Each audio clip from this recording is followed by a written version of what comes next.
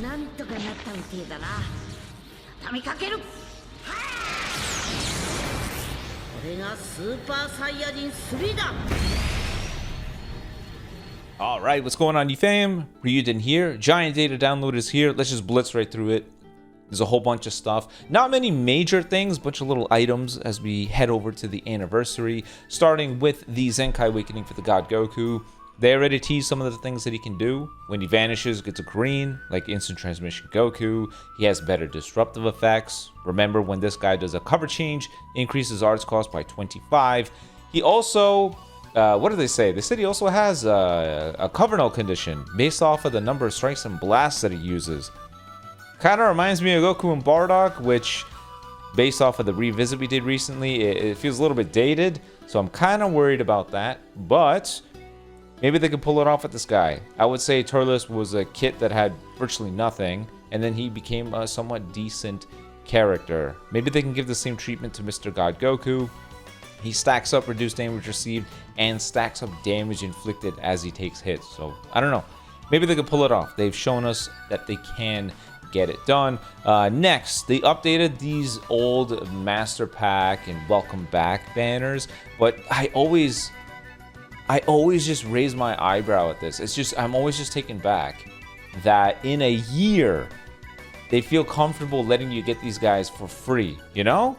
Daima Super Saiyan 4 Goku, the anniversary headliner, previous anniversary headliner, and then someone that dropped just a little bit prior. All these guys just, yeah, here you go. You can get them for free. That's just how quickly they push the needle in this game, right? That these characters, they're just comfortable giving them for free because they just aren't that good relative to what we got nowadays. So Super Master Pack, this is the Legends Welcome ticket banner. One thing I did note is that everybody here has a Zenkai about Goku and Frieza. So it would be kind of cool if they decided to give them a Zenkai Awakening, part of the anniversary. Over here, same idea. These two don't have one. Maybe it doesn't mean anything, but they do stand out for people that pay attention to the Zenkai Awakenings. Legends Comeback, you know, Blue Duo, give them another unique. Curse You Legends. The Legends Weekend got updated. I saw somebody point out that the background art for the Gohan and Trunks here doesn't match their original background art, and that maybe this is them teasing a Zenkai. I actually think this is just a graphic issue that they may have gotten lazy with UI Goku's and they didn't cut it off. They just sliced it up here. Maybe that's what that is. I don't think this is their way of teasing it, but would be funny. Next, Legends Ultra Selection. Number 1, do not summon on this. And number 2, the last time we had a giant Ultra bait banner like this was prior to Festival. And the first character, I think it was Hit, Beast Gohan, and then the two Fusion Warriors. If you remember the Legends Fest roster, we had characters that matched those tags. We had Movie Saga, we had Powerful Opponent, we had Hybrid Saiyans. Could it be that these little bait banners and the characters that they throw up there are a clue for what we could see? Could Rose be alluding to more future God Key or Powerful Opponent for the anniversary? Could Majin Vegeta be alluding to more Majin Buu Saga or Vegeta Clan? Maybe. Maybe they could be. Because I don't know. I think it just ties too closely. It hits a little too close to home here. Maybe it actually means something. Either way, just don't summon on this banner. I don't care that it gives Ultra Multi-Z power. It's just way too close to the anniversary. Don't do it. Do not do it. Next, countdown images. This year, I find it funny, but they are not doing the headliners from the previous year. They're going down the character releases from this year. Our last LF character, Mini Super Saiyan 3 Vegeta. Our first Ultra of the year, Mr. Buhan. First Legend, Vegito. Second Legend, Piccolo. Next Ultra, Sword of Hope. Next Legend, Mini Super Saiyan 3. And then Bardock. They're not going with Rose, which is funny, but I'm guessing the collab with Xenoverse 2 came way after they already made these. So that's probably why.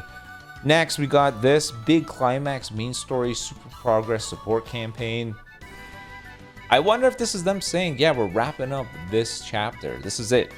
Shallot story, this book here is coming to a close.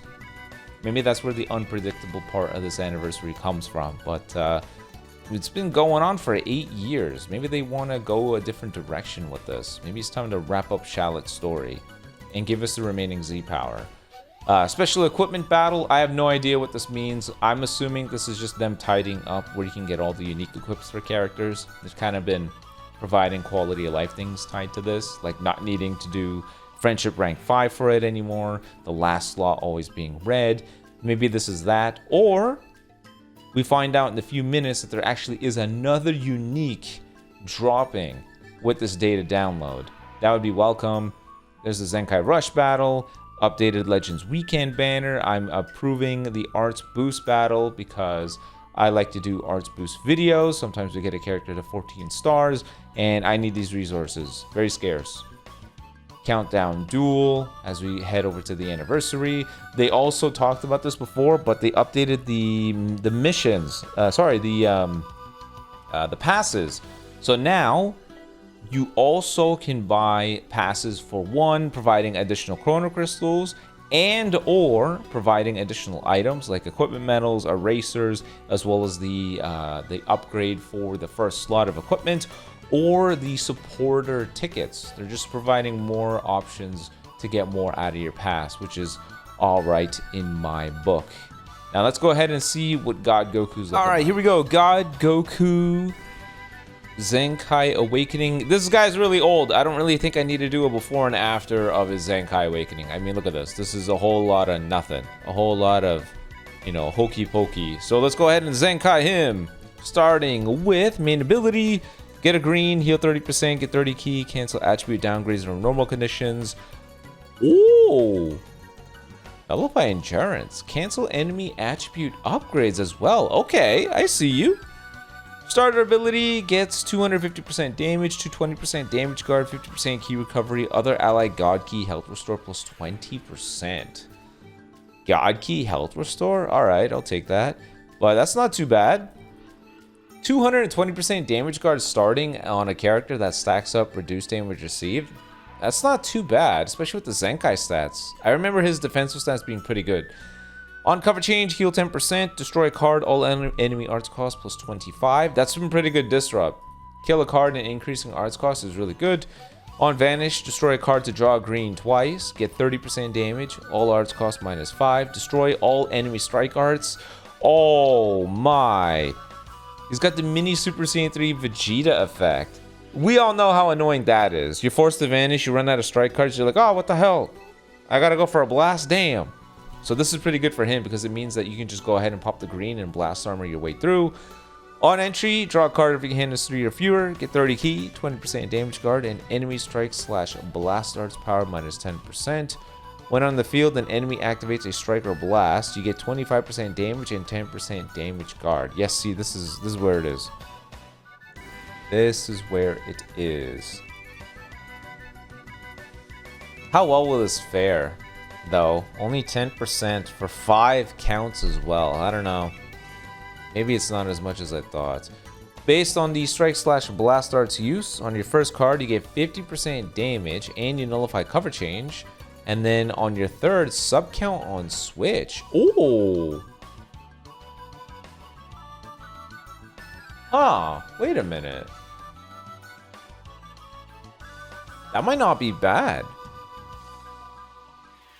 I was worried about this because the way that it was worded, it made it sound like you have to use 2 cards to get your cover null. But he gets cover null on his first card use. That's not so bad. This is nice though. He lowers his own sub count to continuously show up on the field. For a character with the somewhat decent disrupt effect, that ain't bad at all. That ain't bad at all. When the enemy attack ends, restore 30% of your health of damage received up to 30%, damage guard plus 5% up to 20%. So for after 4 cards, this character is sitting at 280% damage guard. It's not too bad. While he's not defeated and the enemy activates a blue card, ultimate, or awakened arts, heal plus 10%, sub count minus 5, cancel enemy attribute upgrades. Okay.